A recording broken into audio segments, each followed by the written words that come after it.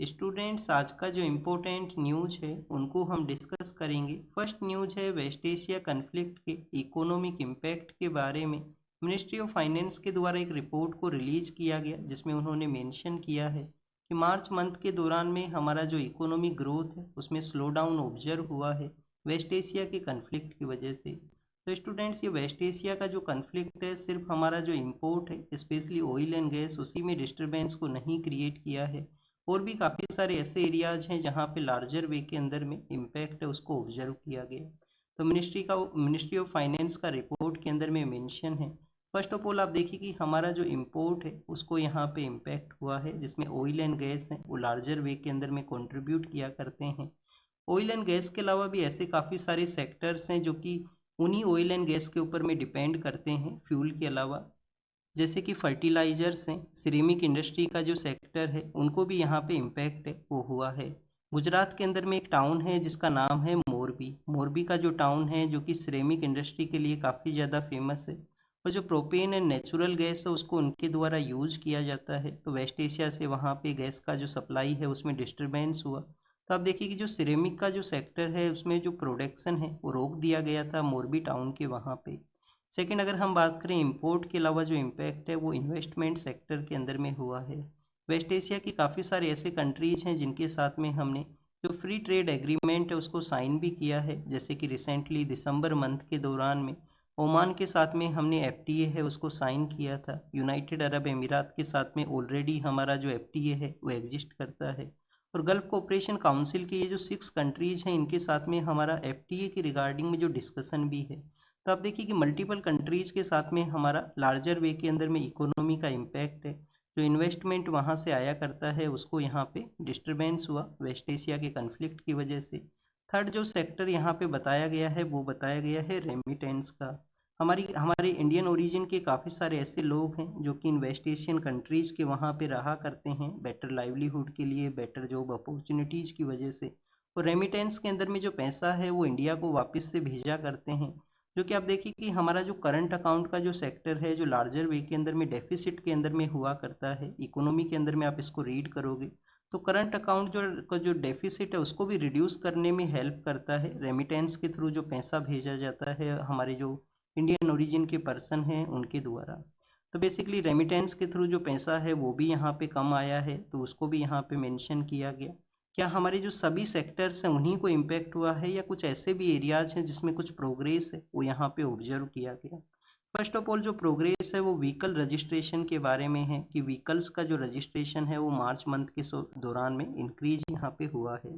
फिर आप देखिए कि जो डिजिटल पेमेंट है वो यहाँ पे इंक्रीज हुआ है। तो डिजिटल सेक्टर के अंदर में हमारी गवर्नमेंट का जो कंटिन्यूस बूस्ट है उसका जो आपको ये जो डाटाज हैं वो देखने के लिए मिलते हैं। स्पेशली अगर हम बात करें हमारे यहाँ पे जो कार्गो का जो मूवमेंट हुआ करता है इनसाइड द कंट्री के अंदर में, जो कार्गो मूवमेंट है जिनको कि हम ई वे बिल के थ्रू मेजर किया करते हैं। ई वे बिल का एक कॉन्सेप्ट है जिसके थ्रू आप देखिए कि कार्गो के मूवमेंट के समय में ये जनरेट हुआ करता है। कुछ इसका डिस्टेंस का लिमिटेशन है, इस डिस्टेंस के रिगार्डिंग में कितने टाइम पीरियड के लिए जनरेट है वो हुआ करता है। तो मार्च मंथ के जो इनिशियल टाइम पीरियड है इसके अंदर में 5% के आसपास डिक्लाइन हुए हैं ई वे बिल का जो जनरेशन है। डेट मीन्स कि आप देखिए कि जैसे हमने यहाँ पे मोरबी के बारे में रीड किया तो मोरबी के वहाँ पे जो टाइल्स बना करती हैं, तो सपोज कीजिए आप देखिए कि प्रोडक्शन नहीं हुआ तो जो टाइल्स का जो एक्सपोर्ट है other part of the country के अंदर में वो भी नहीं कैरी आउट हुआ। तो इस तरीके से ऐसे काफ़ी सारे एरियाज जहाँ पे ट्रांसपोर्ट होता है तो ई वे बिल का जो जनरेशन है वो रिड्यूस हुआ है। सेकेंड, अगर हम बात करें स्टूडेंट्स, हमारा जो परचेजिंग मैनेजर इंडेक्स है वो भी एक डिक्लाइन को बताता है कि जो परचेजिंग मैनेजर इंडेक्स के जो अलग अलग डाटाज हैं उसमें उन्होंने भी यहाँ पे जो डिक्लाइन है जो स्लो डाउन है उसको ऑब्जर्व किया है। रूरल इकोनॉमी है उसके ऊपर में भी इम्पैक्ट हुए हैं। तो ये कुछ ऐसे एरियाज हैं जो overall economical impact of West Asian conflict को बताया करते हैं। नेक्स्ट अगर हम बात करें स्टूडेंट्स, एक यहाँ पे न्यूज़ है कि इंडियन जो 2 कार्गो हैं जो एलपीजी शिप्स, एलपीजी के रिगार्डिंग में 2 शिप्स हैं जो इंडिया के लिए आएंगी, स्टेट ऑफ हॉर्मुज को उन्होंने क्रॉस है वो किया है। तो स्टेट ऑफ हॉर्मुज के बारे में है जो कि पर्शियन गल्फ ऑफ ओमान के साथ में कनेक्ट करता है, और ईरान का वहाँ पे डोमिनेशन है। ईरान अपना जो कंट्रोल है उसको यहाँ पे सेटअप करता है, क्योंकि एक तो स्ट्रेटजिक लोकेशन ईरान का इस तरीके से है, जोग्राफिकल उनको एडवांटेज है स्टेट ऑफ हॉर्मुज को कंट्रोल करने का। और ईरान ने जो प्रपोजल्स रखे हैं यूएसए के पास में, तो उसमें एक प्रपोजल ये भी है कि यूएसए जो है वो ईरान का जो राइट है उसको रिकॉग्नाइज करे कि यहाँ पे स्टेट ऑफ हॉर्मुज के ऊपर में। यहाँ हमने गल्फ कोऑपरेशन काउंसिल की कंट्रीज के बारे में रीड किया। एक बार उन मेंबर्स को हम यहाँ पे रीड कर लेते हैं कि कौन कौन से कंट्री हैं वो इसके मेंबर हैं। 1981 के समय में ये जो ग्रुप है वो फॉर्म होता है, जिसका हेडक्वार्टर कहाँ पे है, रियाद के वहाँ पे इसका हेडक्वार्टर है। रियाद के वहाँ पे इसका हेडक्वार्टर है। सऊदी अरेबिया नाम का जो कंट्री है, सऊदी है। यूनाइटेड अरब अमीरात है। यूनाइटेड अरब अमीरात के अलावा आप देखिए कि ओमान है। ओमान के अलावा कतर है, कुवैत है और बहरीन है। तो ये कुछ 6 कंट्री हैं जो इसके फाउंडिंग मेंबर्स हैं। नेक्स्ट आपको क्या जानकारी होना चाहिए स्टूडेंट्स, यहाँ पे हमने इंपोर्ट के बारे में, इन्वेस्टमेंट के बारे में और रेमिटेंस के बारे में देखा। अब देखिए कि हमारे कंट्री से काफ़ी सारा जो एक्सपोर्ट है वो भी तो जाया करता है इन कंट्रीज़ के वहाँ पे, और कन्फ्लिक्ट है तो हमारा जो एक्सपोर्ट है वो भी सप्लाई नहीं हुआ है। जैसे कि हमारे जो फूड प्रोडक्ट्स हैं, हमारे जो जेम्स एंड ज्वेलरीज के जो एरियाज़ हैं, और इसके अलावा जो लेदर सेक्टर का एरिया है, टेक्सटाइल सेक्टर का एरिया है, जो कि इन कंट्रीज़ के वहाँ पे जाया करता है।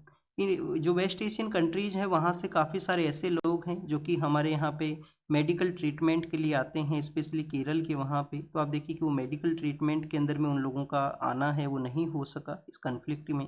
तो ओवरऑल इकोनॉमी के जो सेक्टर्स हैं एक दूसरे के ऊपर में डिपेंड करते हैं, और एक दूसरे सेक्टर के ऊपर में डिपेंड करते हैं। इसी वजह से आपको हर एक सेक्टर के अंदर में किसी ना किसी तरीके से जो स्लो डाउन का जो सिचुएशन है वो ऑब्जर्व हुआ है। नेक्स्ट अगर हम रीड करें स्टूडेंट्स, तमिलनाडु के बारे में है। तमिलनाडु के वहाँ पे स्टेट लेजिस्लेटिव असेंबली के जो इलेक्शन है वो कंडक्ट होंगे। तो वहाँ पे एक पॉलिटिकल पार्टी है, पॉलिटिकल पार्टी का नाम है डीएमके। डीएमके ने अपने जो कैंडिडेट्स हैं उनका जो लिस्ट है वो रिलीज किया है। तो एग्जाम के लिए तो कुछ इंपॉर्टेंट इन्फॉर्मेशन नहीं है। बेसिक इन्फॉर्मेशन आपको क्या होना चाहिए, एक तो हम काउंसिल ऑफ मिनिस्ट्री के बारे में रीड करते हैं कि स्टेट के अंदर में भी जो काउंसिल ऑफ मिनिस्ट्री जो हुआ करती है उसके ऊपर में एक लिमिटेशन है कि 91st कॉन्स्टिट्यूशन अमेंडमेंट एक्ट के थ्रू एक लिमिटेशन ये लगाया गया कि असेंबली का जो टोटल स्ट्रेंथ है, टोटल स्ट्रेंथ का आप देखिए कि जो 15% मेंबर्स हैं उन्हीं को एज ए मिनिस्टर के रूप से अपॉइंट है वो किया जा सकता है। तो एक लिमिटेशन यहाँ पे लगा है। सेकंड अगर हम बात करें स्टूडेंट्स यहाँ पे इलेक्शन के बारे में, और आपको क्या बेसिक पता होना चाहिए, डीएमके नाम का पॉलिटिकल पार्टी के बारे में मेंशन है। तो क्या ये जो पॉलिटिकल पार्टी है नेशनल पार्टी का इनको स्टेटस है क्या, क्या इसको नेशनल पार्टी का स्टेटस है वो मिला हुआ है क्या? तो first of all national party का स्टेटस है वो किनको मिलता है, डीएमके को तो नहीं है। तो उनको मिला करता है ऐसा पार्टी जो 6% वोट्स हैं उनको सिक्योर करे। जो टोटल नंबर ऑफ वोट्स हैं जो कास्ट हुए हैं जिसमें 6% ऑफ वोट हैं उस पार्टी को मिले। कहाँ पे मिले हैं बेसिकली, 4 मेजर स्टेट्स के अंदर में। मेजर स्टेट्स नहीं है, 4 स्टेट्स के वहाँ पे किसी पार्टी को अगर 6% वोट मिलते हैं जनरल इलेक्शन के दौरान में, और उसके एडिशन के अंदर में वो पार्टी है 4 जो सीट्स हैं उन वहाँ पे भी अपना जो विक्ट्री है उसको अचीव करता है। अब देखिए कि फर्स्ट टाइम जब आम आदमी पार्टी 2014 के अंदर में इलेक्शन को कंटेस्ट करती है, लोकसभा के इलेक्शन को, तो उस दौरान में उन्होंने 4 सीट्स तो यहाँ पे सिक्योर किए थे। 4 सीट्स उन्होंने सिक्योर किए थे पंजाब के अंदर में, पर यहाँ पे 4 ऐसे स्टेट नहीं थे जहाँ पे उन्होंने 6% का जो वोटिंग क्राइटेरिया है उसको फुलफिल किया हो। नेक्स्ट अगर हम बात करें स्टूडेंट्स, एक कंडीशन है वो ये था कि हम उस पॉलिटिकल पार्टी के द्वारा 2% जो है 2% लोकसभा का जो सीट है वहाँ पे विक्ट्री को अचीव किया जाए। 2% लोकसभा सीट्स के वहाँ पे विक्ट्री हो, और ये जो विक्ट्री है वो एक स्टेट से नहीं होना चाहिए, 3 स्टेट से होना चाहिए। अलग अलग स्टेट से उसका प्रेजेंस होना चाहिए जो उसको नेशनल पार्टी के स्टेटस को अचीव करने में हेल्प करता है। थर्ड जो क्राइटेरिया है वो ये है कि कोई भी पार्टी है जो स्टेट पार्टी के स्टेटस को अचीव कर ले, स्टेट पार्टी के स्टेटस को अचीव कर ले 4 मेजर स्टेट्स के अंदर में। मेजर स्टेट नहीं है, 4 स्टेट्स ही हैं जहाँ पे वो, क्योंकि स्टेट तो स्टेट है चाहे वो एरिया में छोटा हो या बड़ा हो। तो डीएमके जो है वो तमिलनाडु के अंदर में उनका प्रेजेंस है, स्टेट पार्टी जो नेशनल पार्टी का जो स्टेटस है वो उनको यहाँ पे नहीं है। तो स्टूडेंट्स कौन कौन सा पॉलिटिकल पार्टी है इंडिया के अंदर में जिनको कि नेशनल पार्टी का स्टेटस है, भारतीय जनता पार्टी जो कि हमारा प्रेजेंट समय के अंदर में रूलिंग पार्टी है। फिर आप देखिए कि इंडियन नेशनल कांग्रेस है, जो कांग्रेस नाम का जो पॉलिटिकल पार्टी है जो अपोजिशन का लार्जर पार्टी है प्रेजेंट समय में। सीपीएम नाम का जो पॉलिटिकल पार्टी है उनको यहाँ पे नेशनल पार्टी का स्टेटस है। बीएसपी जो कि उत्तर प्रदेश के वहाँ पे लार्जर वे में जिनका प्रेजेंस होता है। और इन बीएसपी का जो फाउंडिंग पर्सन थे काशीराम जो हैं उनको आप देखिए कि अभी भारत रत्न अवार्ड दिया जाए उसका भी डिमांड है वो किया गया था अपोजिशन के जो लीडर हैं उनके द्वारा। और बीएसपी के अलावा आप देखिए कि जो एनपीपी नाम का एक पॉलिटिकल पार्टी है, नॉर्थ ईस्ट इंडिया से ये पॉलिटिकल पार्टी बिलोंग करता है। तो ये फर्स्ट पार्टी है नॉर्थ ईस्ट इंडिया का जिसको कि नेशनल पार्टी का स्टेटस है वो मिला है। और आम आदमी पार्टी जो कि हमारे यहाँ पे करप्शन मूवमेंट के रिगार्डिंग में इमर्ज होती है, और उसके बाद में उन्होंने दिल्ली के अंदर में रूल किया था, पंजाब के अंदर में भी इनका गवर्नमेंट है। तो ये कुछ 6 पार्टीज हैं जिनको कि नेशनल पार्टी का स्टेटस है। स्टेट पार्टीज काफ़ी सारी होती हैं। बेनिफिट क्या हुआ करते हैं, एक तो आप देखिए कि जो यहाँ पे स्टार कैंपेनर है वो लार्जर मिला करते हैं, जो ड्यूरेशन इनको मिलता है टीवी के ऊपर में एडवर्टाइजमेंट का वो लार्जर यहाँ पे मिलेगा। तो ये कुछ यहाँ पे पॉजिटिव हैं, कुछ नेगेटिव से नेगेटिव तो कुछ भी नहीं है, पॉजिटिव सी हैं बेसिकली। नेक्स्ट अगर हम बात करें, चंडीगढ़ के अंदर में एक लेक है, लेक का नाम क्या है, सुखना लेक। लेक का नाम क्या है, सुखना लेक। सुखना लेक क्या स्टूडेंट्स, कोई रिवर वहाँ से आया करती है या आर्टिफिशियल ये लेक है? अब देखिए कि मानसून के समय में एक सुखना नाम का जो रिवर है जिसके थ्रू ये वाटर को रिसीव किया करती है, तो सुखना लेक है। वहाँ पे सूर्य किरण जो कि एयरफोर्स का एक्सरसाइज है, सूर्य किरण जो कि एयरफोर्स का एक्सरसाइज है वो कंडक्ट हुआ है, उसको यहाँ पे शो किया गया। जोजिला पास है जो कहाँ पे है, जो कि कश्मीर वैली को कनेक्ट करता है, हमारा जो कश्मीर वैली है उसको कनेक्ट करता है लद्दाख के साथ में, लद्दाख के साथ में। तो जो जोजिला पास है वहाँ पे एवलांच का अटैक हुआ है, तो एवलांच का आप देखिए कि वो जो सिचुएशन होने की वजह से जिसमें काफ़ी सारे लोगों का जो डेथ है वो देखने के लिए मिला। 7 के आसपास पर्सन है जिनका यहाँ पे डेथ हुआ है। एक तो स्टूडेंट्स हाई एल्टीट्यूड के ऊपर में ये जो रास्ता है वो हाई एल्टीट्यूड के ऊपर में है, और वहाँ पे आप देखिए कि इसी तरीके का जो सिचुएशन है वो क्रिएट होता है कि कोई भी वहाँ पे अगर एवलांच होता है या कोई अदर सिचुएशन क्रिएट होता है तो वो इम्पैक्ट करता है लोगों के मूवमेंट को, और इस तरीके से जो कैजुअलिटीज़ हैं वो भी हो सकती हैं। तो ये कुछ पासेज सिचुएटेड हैं हमारे वहाँ पे जो हिली एरियाज़ के अंदर में, जो एक एरिया को दूसरे एरिया के साथ में कनेक्ट करते हैं, और उनके साथ में कुछ रिस्क है वो भी एसोसिएटेड है। तो जोजिला पास के बारे में पता होना चाहिए, कश्मीर वैली को लद्दाख के साथ में ये कनेक्ट करता है। नेक्स्ट अगर हम बात करें, हमारा जो दिल्ली का एयरपोर्ट है, दिल्ली एयरपोर्ट के ऊपर में आप देखिए कि जो यहाँ पे बर्डन है उसको रिड्यूस कैसे किया जाए, तो उसके रिगार्डिंग में एक यहाँ पे प्रपोजल ये है कि नियर बाई एरियाज़ के अंदर में जो अदर एयरपोर्ट्स हैं उनको यहाँ पे डेवलप किया जाए। तो एनसीआर का जो रीजन है, नेशनल कैपिटल का जो रीजन है एनसीआर का रीजन, वहाँ पे नोएडा के अंदर में एक नया इंटरनेशनल एयरपोर्ट है जिसको कि इनॉग्रेट किया गया है प्राइम मिनिस्टर के द्वारा। तो यही एक बेसिक इन्फॉर्मेशन है जो आपको पता होना चाहिए एयरपोर्ट के बारे में। और इससे रिलेटेड अगर हम एविएशन के सेक्टर को रीड करें या हम एविएशन सेक्टर का जो एजेंसी है उसको रीड करें, तो इंटरनेशनल सिविल एविएशन ऑर्गेनाइजेशन है जो कि यूएन का एक स्पेशल बॉडी है एविएशन सेक्टर के रिगार्डिंग में। हमारे यहाँ पे आप देखिए कि सिविल एविएशन का मिनिस्ट्री भी है, डीजीसीए नाम का भी जो ऑर्गेनाइजेशन है, DGCA director general of civil aviation भी हुआ करते हैं। तो इंटरनेशनल सिविल एविएशन जो ऑर्गेनाइजेशन है यूएन का स्पेसिफिक बॉडी, ये आप देखिए कि जो शिकागो कन्वेंशन है उसके थ्रू सेटअप होता है, और मॉन्ट्रियल जो कनाडा के अंदर में है, मॉन्ट्रियल वहाँ पे इनका हेडक्वार्टर है, मॉन्ट्रियल में इनका हेडक्वार्टर है। नेक्स्ट अगर हम रीड करें स्टूडेंट्स, यहाँ पे भगवान बिरसा मुंडा के बारे में है। भगवान बिरसा मुंडा जिन्होंने छोटा नागपुर जो प्लेट्यू का एरिया है, छोटा नागपुर प्लेट्यू का एरिया, वहाँ पे ट्राइबल कम्युनिटी को आप देखिए कि यूनाइट किया गया था इनके द्वारा, और कैसे जो ब्रिटिश एरा का जो वहाँ पे लॉज है उनके अगेंस्ट में इन्होंने मूवमेंट है उसको कैरी आउट किया छोटा नागपुर प्लेट्यू के वहाँ पे। तो स्टूडेंट बिरसा मुंडा को हमारे जो वाइस प्रेसिडेंट साहब हैं उन्होंने वहाँ पे पहुँचे हैं, उनको बेसिकली जो नमन है वो किया गया है, उनकी जो सेक्रीफाइस है उनको यहाँ पे याद किया गया। नेक्स्ट वाइस प्रेसिडेंट का जो पोस्ट है इस साल का जो प्रीलिम्स एग्जाम के लिए काफ़ी ज़्यादा इंपॉर्टेंट है। एक तो हमारे जो फॉर्मर वीपी हैं उन्होंने रिजाइन किया था, नए जो वीपी हैं उनका इलेक्शन यहाँ पे कंडक्ट हुआ है। तो सभी बेसिक इन्फॉर्मेशन आपको वाइस प्रेसिडेंट पोस्ट के बारे में पता होना चाहिए। एक तो ये पोस्ट हमने कहाँ से लिया है, यूएस के वहाँ से ये पोस्ट हमने लिया है। डिफरेंस क्या है, यूएस के अंदर में जो वाइस प्रेसिडेंट हुआ करता है वो वहाँ पे आप देखिए कि जो रिमेनिंग टाइम पीरियड है, जैसे प्रेसिडेंट के लिए कोई वैकेंसी क्रिएट हो गया, प्रेसिडेंट का डेथ होता है, रिजाइन कर दिया जाता है, तो जो रिमेनिंग टाइम पीरियड है वो vice president as a acting president के रूप से कैरी आउट करेंगे। हमारे यहाँ पे वीपी को कुछ लिमिटेड समय मिला करता है जिस समय वहाँ पे एज ए जो प्रेसिडेंट के रूप से एक्ट कर सकते हैं। कुछ लिमिटेशन है 6 मंथ के आसपास, उससे लार्जर ये नहीं हो सकता। भगवान बिरसा मुंडा के बारे में देखा, इनको धरती आबा के नाम से भी हम जानते हैं, इनको की धरती आबा के नाम से भी हम जाना करते हैं। और ट्राइबल कम्युनिटीज़ के ये से यूनाइट करने के बिहाइंड में आप देखिए कि जो 15 नवंबर का जो डे है उसको हम जनजातीय गौरव दिवस के रूप से सेलिब्रेट करते हैं।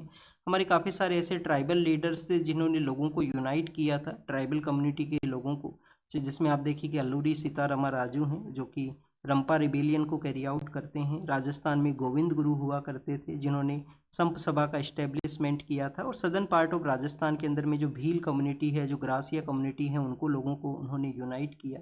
इसके अलावा स्टूडेंट्स और भी काफ़ी सारे जो ट्राइबल लीडर्स हैं वो हुए हैं देश के अलग अलग पार्ट के अंदर में, जिसमें आप देखिए कि एक संताल रिबेलियन भी है जस्ट बिफोर द 1857 1856 55 56 के समय में। सीडो और कानू नाम के दो लीडर हैं, सीडो और कानू, ये जो कि संताल कम्युनिटी है उनको वहाँ पे यूनाइट करते हैं और उन्होंने मूवमेंट है वो किया था, संताल्स का जो रिबेलियन है वो किया था, जिसमें इनिशियली पार्ट के अंदर में ब्रिटिश लोगों को डिफीट होता है, उनको वहाँ पे जो जो सक्सेस है वो नहीं अचीव होता है इनिशियल पार्ट के अंदर में। तो ये जो इनिशियली जो सक्सेस था संताल मूवमेंट के लोगों का, ये हमारे जो फ्रीडम फाइटर्स हैं उनको इंस्पायर करता है कि जो ब्रिटिश लोग हैं उनको डिफीट किया जा सकता है। कुछ वर्ल्ड के भी इवेंट्स हैं, जैसे अफगान वॉर के अंदर में ब्रिटिश का डिफीट होता है, तो वो भी एक मोरल बूस्ट को किया कि इनको डिफीट है वो किया जा सकता है। तो स्टूडेंट्स ये हर एक इवेंट का कोई ना कोई आप देखिए कि इम्पैक्ट हुआ करता है। नेक्स्ट अगर हम बात करें, आंध्र प्रदेश का जो ऑफिशियल कैपिटल है उसको नोटिफाई किया गया है कि अमरावती है वही यहाँ पे ऑफिशियल कैपिटल रहेगा, ओनली ऑफिशियल कैपिटल रहेगा। जो लास्ट गवर्नमेंट था आंध्र प्रदेश के, वहाँ पे फर्स्ट तो हम आंध्र प्रदेश के बारे में जो बेसिक्स रीड करते हैं। 2014 के समय में आंध्र प्रदेश का बाइफर्केशन होता है और जो हैदराबाद नाम का जो सिटी है, हैदराबाद सिटी है, वो तेलंगाना का ऑफिशियल कैपिटल बनता है। 10 ईयर के लिए जॉइंट कैपिटल दिया गया था कि हैदराबाद जो है वो जॉइंट कैपिटल रहेगा, हैदराबाद तेलंगाना का भी और आंध्र प्रदेश का भी। बट यहाँ पे हैदराबाद गवर्नमेंट का एक प्रपोजल आता है कि जो विजयवाड़ा और गुंटूर का एरिया है उसके बिटवीन में एक एरिया को यहाँ पे हम डेवलप करेंगे अपना खुद का कैपिटल के रूप से, और उन्होंने अमरावती है उसको अपना खुद का कैपिटल है वो डेवलप किया है। फिर वहाँ पे गवर्नमेंट चेंज होता है, एक नया पॉलिटिकल पार्टी का गवर्नमेंट आता है, तो उन्होंने आप देखिए कि फिर सजेस्ट किया कि आंध्र प्रदेश के अंदर में हम 3 कैपिटल फॉर्मूला को लेके आएंगे। 3 कैपिटल फॉर्मूला जो कि जैसे साउथ अफ्रीका के वहाँ पे हुआ करता है। साउथ अफ्रीका का जो 3 कैपिटल्स हैं वो कौन कौन से हैं उसके बारे में एक बार आप रीड कर लेना, उनके कैपिटल जो हैं। तो 3 कैपिटल का फॉर्मूला लाया गया था जिसमें अमरावती को भी रिकॉग्नाइज किया गया, वाइजैक जो विजयवाड़ा है उसको भी रिकॉग्नाइज किया गया, और एक जो है वो करनूल। तो आप देखिए कि हर एक स्टेट में ये तो एक बेसिक प्रोसेस आपको मिलेगा कि जो जुडिशियल कैपिटल है जहाँ पे हाई कोर्ट का जो बेसिकली सीट हुआ करता है वो अलग एरिया होता है, अलग जो सेकंड लार्जेस्ट सिटी है उसके अंदर में लार्जली वे में उसका इस्टेब्लिशमेंट आपको मिलेगा। जैसे उत्तर प्रदेश के अंदर में आप देखिए कि इलाहाबाद हाई कोर्ट है, जैसे कि आप देखिए कि राजस्थान के अंदर में जोधपुर है। तो जो सेकंड जो लार्जेस्ट सिटी होता है वहाँ पे उसका सीट मैक्सिमम हुआ करता है। फिर ऐसा पॉसिबल नहीं है कि हर एक स्टेट में हो, कुछ स्टेट में हो सकता है कैपिटल के अंदर में ही वो सिचुएटेड हो। जैसे हम आसाम के बारे में रीड करते हैं तो आसाम का कैपिटल तो दिसपुर है, दिसपुर बेसिकली गुवाहाटी सिटी का ही एक पार्ट है, वहाँ पे ही वो सिचुएटेड है। बट आप देखिए कि जो हाई कोर्ट है वो भी गुवाहाटी के अंदर में वहाँ पे है, और गुवाहाटी हाई कोर्ट काफ़ी सारे स्टेट्स को कवर किया करता है। तो स्टूडेंट्स उन्होंने वाइजैक है, अमरावती है और करनूल है उसको 3 कैपिटल के रूप से इस्टेब्लिश किया था। फिर से गवर्नमेंट चेंज हुआ इलेक्शन के बाद में, और आप देखिए कि वहाँ पे जो चेंजेस किए गए हैं अमरावती सोल कैपिटल है वो रहेगा। नेक्स्ट अगर हम बात करें स्टूडेंट्स FCRA बिल के बारे में है, जो चेंजेस यहाँ पे किए गए हैं मिनिस्ट्री ऑफ होम अफेयर्स के डोमेन में आया करता है। तो NGOज ने अपना ऑपरेशनल सर्वाइवल है उसके रिगार्डिंग में एक थ्रेट को देखा है कि ये जो चेंजेस हैं उनका ऑपरेशनल सर्वाइवल को थ्रेट है वो करेंगे। ऑलरेडी इसको हम रीड कर चुके हैं 2-3 डेज बैक के अंदर में क्या क्या वहाँ पे चेंजेस होंगे। पनिशमेंट को भी कुछ चेंज किया गया है, रिड्यूस करने का बात किया गया है FCRA बिल के अंदर में। अभी रिसेंटली हमारे जो जो लीडर हैं और इंडियन जो प्राइम मिनिस्टर हैं और US के जो प्रेसिडेंट हैं उन्होंने आप देखिए कि डिस्कशन है वो किया था। तो डिस्कशन के अंदर में एक प्राइवेट मेंबर जो पर्सन है जो किसी भी अभी ऑफिशियल पोस्ट के ऊपर में नहीं है, इलोन मस्क जो हैं, क्योंकि एक्स नाम का जो प्लेटफॉर्म है उसके भी आप देखिए कि प्रेजेंट समय में ओनर हैं। तो उनका प्रेजेंस था, तो यहाँ पे कन्वर्सेशन को बताया गया है कि वो उनका खुद का यहाँ पे जो प्राइवेट कन्वर्सेशन था जो हेड ऑफ द स्टेट्स का। बट इस तरीके से जो प्राइवेट पर्सन का प्रेजेंस होना किसी कन्वर्सेशन के दौरान में, ये इसके रिगार्डिंग में कुछ यहाँ पे मेंशन किया गया है। एग्जाम में कोई क्वेश्चन ऐसे नहीं आएगा, बट आपको ये पता होना चाहिए कि इंडिया और US का जो ट्रेड डील है वो डिस्कशन उसका हो चुका है, बट कुछ ऐसे एरियाज हैं जिसमें यूएस के कंसर्न है, यूएस के प्रपोजल हैं कि इंडिया उन एरिया को ओपन करे, जैसे एग्रीकल्चर को ओपन करे, इंडिया डेयरी सेक्टर को ओपन करे, और वहाँ पे यूएस के जो प्रोडक्ट हैं वो इंडिया के अंदर में आए, और इंडिया उसको रजिस्ट करता है उन प्रपोजल्स को कि हम वहाँ पे ओपन नहीं करेंगे, ये हमारे सेंसिटिव एरियाज हैं। तो ये ट्रेड डील के बारे में जो पिछले 2-3 दिन से आप देखिए कि न्यूज़पेपर में आया है, उसके बारे में भी आपको पता होना चाहिए। सतपुरा टाइगर रिजर्व कहाँ पे है? मध्य प्रदेश के अंदर में है सतपुरा टाइगर रिजर्व। वहाँ पे आप देखिए कि एक टाइग्रेस है जिनका डेथ हुआ है सतपुरा टाइगर रिजर्व के, वहाँ पे एक फीमेल टाइगर का डेथ हुआ है जिनको कि पॉइजन है वो दिया गया था। जब हम टाइगर्स के बारे में रीड करते हैं तो आपको एक पता होना चाहिए कि टाइगर्स को ट्रैक करने के लिए जो हमारे फॉरेस्ट डिपार्टमेंट के जो पर्सनल्स हैं, वो टाइगर का जो जो यहाँ पे गला है वहाँ पे आप देखिए कि रेडियो कॉलर है उसको वहाँ पे लगा दिया करते हैं। और रेडियो कॉलर का अगर मूवमेंट नहीं होता है 8 आवर के आसपास, आप देखिए कि किसी एक प्लेस से मूवमेंट नहीं होता है, तो उस टाइगर को ट्रैक है वो किया जाता है। कुछ दिनों पहले सतपुरा टाइगर रिजर्व का जो आउटसाइड एरिया है वहाँ पे ये जो फीमेल टाइगर हैं इनका आप देखिए कि बॉडी मिलता है, और उनका जो बॉडी है वो डिकम्पोज सिचुएशन के अंदर में था, डिकम्पोज सिचुएशन में था। अब उसका यहाँ पे इन्वेस्टिगेट किया गया था, उसमें पता लगा है कि एक पर्सन के द्वारा इनको पॉइजन है वो दिया गया था। पर्सन जो है वो आउटसाइड एरिया के अंदर में जो जो ऑथराइज जो क्रॉप नहीं है, जैसे कि आप देखिए कि हमारे यहाँ पे कुछ क्रॉप्स हैं जो ऑथराइज नहीं हैं, जिसमें हम बात करें ओपीएम का जो प्रोडक्शन किया जाता है, जो अफीम का जो खेती किया जाता है वो वहाँ पे ऑथराइज है वो नहीं है। तो ओपीएम का खेती उन पर्सन के द्वारा उस एरिया के अंदर में किया गया था। टाइगर जो है उन्होंने सतपुरा टाइगर रिजर्व के आउटसाइड एरिया के अंदर में अपना जो टेरिटरी है जो एरिया है उसको सेटअप किया था, और यही उनको डर था कि जो फॉरेस्ट डिपार्टमेंट के जो पर्सनल हैं वो आएंगे, और फॉरेस्ट डिपार्टमेंट के पर्सनल आएंगे तो उनका ओपीएम का जो खेती है उसको देखेंगे, और उसके बाद में उनको अरेस्ट कर लिया जाएगा, उनके अगेंस्ट में एक्शन है वो रहेंगे। तो इस वजह से उन्होंने पॉइजन दे दिया यहाँ पे टाइग्रेस को, और उनका वहाँ पे डेथ हुआ है। एग्जाम के लिए क्या पता होना चाहिए? एग्जाम के लिए आपको ये जानकारी होना चाहिए तो टाइगर के अगेंस्ट में इस तरीके से कोई भी क्राइम को कमिट करना, वाइल्ड लाइफ जो हमारे यहाँ पे स्पीसीज है उनके अगेंस्ट में, देखिए कि क्राइम है और इसके अगेंस्ट में जो पनिशमेंट है वो भी यहाँ पे हुआ करता है। मध्य प्रदेश के अंदर में जब टाइगर रिजर्व्स के बारे में हम रीड करते हैं तो टोटल 9 टाइगर रिजर्व हैं मध्य प्रदेश के अंदर में, टोटल 9 टाइगर रिजर्व हैं जो एमपी के अंदर में सिचुएटेड हैं।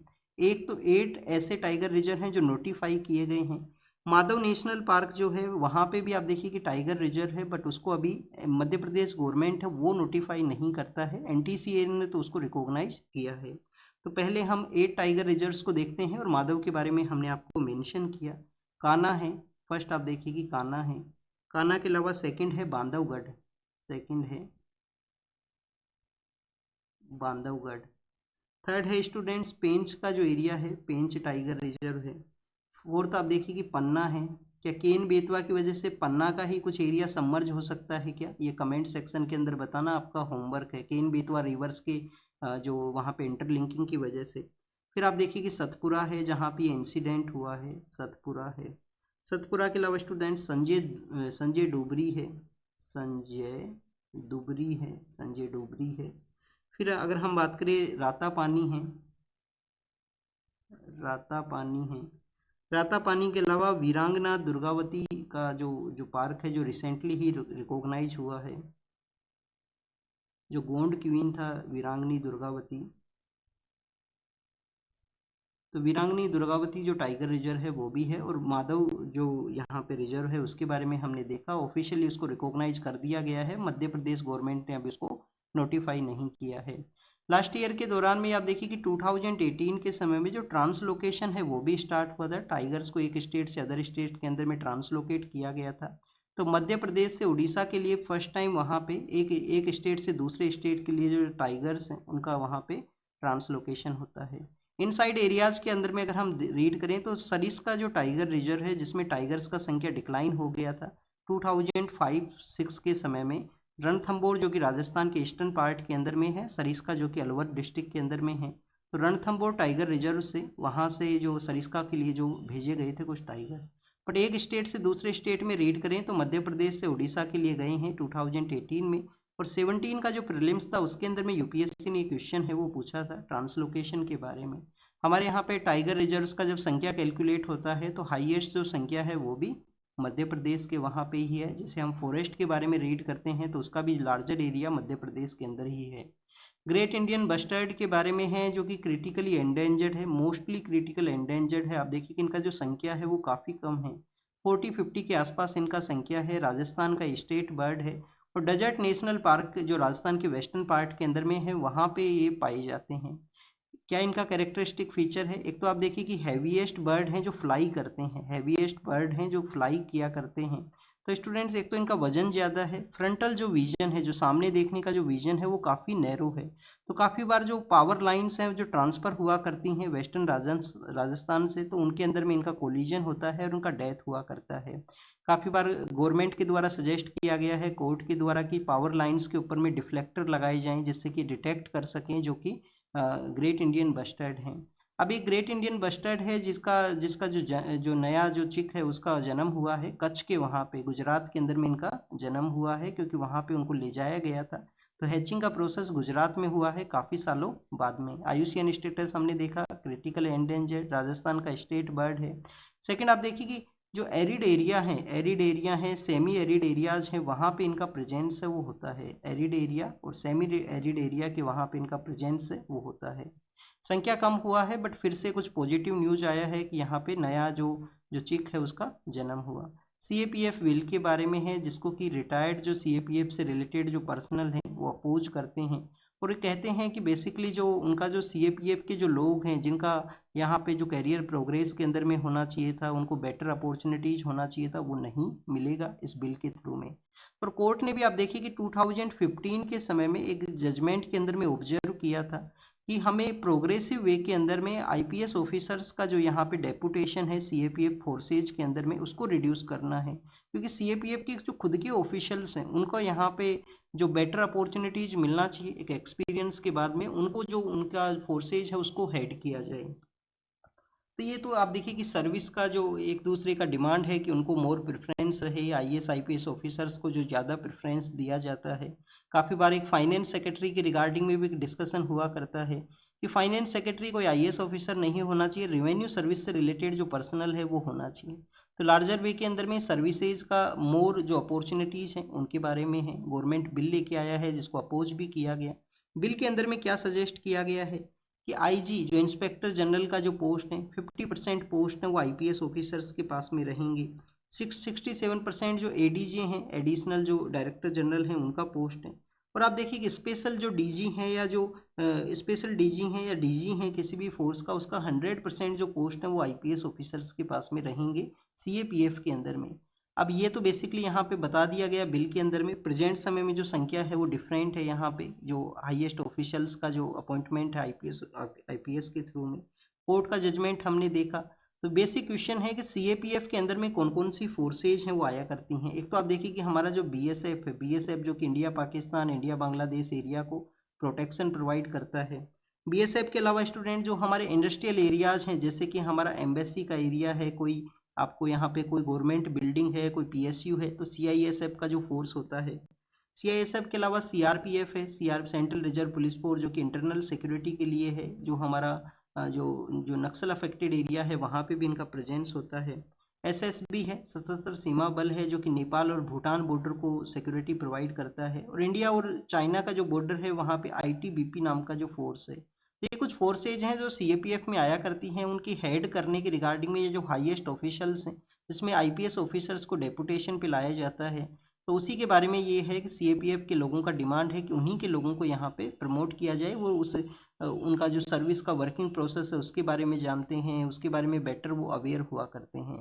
फिर सुप्रीम कोर्ट का यहाँ पे रूलिंग है नेक्स्ट न्यूज के अंदर में कि सुप्रीम कोर्ट ने जो शेड्यूल कास्ट के रिगार्डिंग में जो रूलिंग यहाँ पे दिया कि कोई पर्सन है जो कि यहाँ पे आप देखिए कि हिंदुइज्म, बुद्धिज्म और स्टूडेंट्स यहाँ पे जो सिखिज्म जो है उससे रिलेटेड कोई पर्सन है, और वो आप देखिए कि शेड्यूल कास्ट के अंदर में बिलोंग करता है, कोई पर्सन है जो कन्वर्ट कर लेता है अदर रिलीजन के अंदर में, उनको शेड्यूल कास्ट का जो भी प्रिविलेज है वो अवेलेबल यहाँ पे नहीं रहेगा।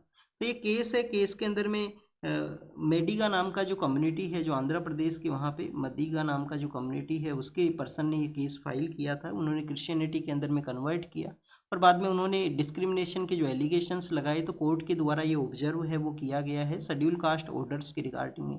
अभी इस ऑर्डर्स के अंदर में गवर्नमेंट का जो प्रपोजल है कि कोई पर्सन कन्वर्ट हुआ है फिर से वापस से कन्वर्ट होता है इन्हीं 3 रिलीजन्स के अंदर में, तो क्या उनको बेसिकली वो अवेलेबल रहेगा, जो उनको कुछ प्रिविलेज हैं, जो कुछ यहाँ पे उनको सिक्योरिटी प्रोवाइड करने के जो राइट्स हैं, तो उसके बारे में अभी अब वो ओपिनियन है वो नहीं आया है। तो ये कुछ बेसिक जो इन्फॉर्मेशन है जो ऑलरेडी हम रीड कर चुके हैं। आईएनडीसी टारगेट्स के बारे में है, कोप 21 का मीटिंग हुआ था पेरिस के, वहाँ पे UNFCCC का ये कोप है, कॉन्फ्रेंस ऑफ पार्टीज, जो पेरिस में हुआ था 2015 के समय में। हर एक कंट्री को अपने जो आईएनडीसी टारगेट्स हैं वो प्रिपेयर करने होंगे, एवरी 5 ईयर के अंदर में उनको अपग्रेड करना होगा। तो उसी के बारे में मेंशन है। हमारी गवर्नमेंट ने हमारे जो आईएनडीसी टारगेट्स हैं उनको यहाँ पे चेंजेस किया है। जैसे कि आप देखिए कि फोशियल फ्यूल के थ्रू में हमारा जो एनर्जी का जो प्रोडक्शन है उसमें चेंजेस किए गए कि 60% जो एनर्जी का जो इलेक्ट्रिसिटी का जो यहाँ पे जनरेशन है हम नॉन फोशियल फ्यूल बेस है वो करेंगे। नेक्स्ट यहाँ पे जो पॉइंट है वो रखा गया है कि कार्बन का जो एमिशन है वो 47% जीडीपी के कंपैरिजन में 2005 के हम यहाँ पे एमिशन को रिड्यूस करेंगे। और स्टूडेंट्स कार्बन सिंक के बारे में भी एक कमिटमेंट है कि 4 बिलियन टन्स का हम कार्बन सिंक है उसको डेवलप करेंगे। तो बेसिकली गवर्नमेंट के टारगेट्स हुआ करते हैं, उसी के बारे में मेंशन है कि कैसे गवर्नमेंट के प्रपोजल्स आए हैं, न्यू एंड रिन्यूएबल एनर्जी को हमने यहाँ पे प्रमोट किया है। कार्बन सिंक के लिए जो ट्री है वो एक नेचुरल सिंक होते हैं। तो आप देखिए कि हमने एक पेड़ माँ के नाम पे जो यहाँ पे जो ट्री प्लांटेशन का जो वर्क है वो किया था, अगर उसके बेटर रिजल्ट्स रहे तो काफ़ी अच्छा बेनिफिट है वो रहेगा। और फॉरेस्ट कवर है वो भी इंक्रीज हुआ है ओवर द ईयर्स हमारी कंट्री में। बस उसके डेफिनेशन के बारे में काफ़ी बार कंसर्न होते हैं कि उसका जो डेफिनेशन है वो किस तरीके से है, फॉरेस्ट कवर किसको मानते हो, कितना % ऑफ कैनोपी है वो होना चाहिए।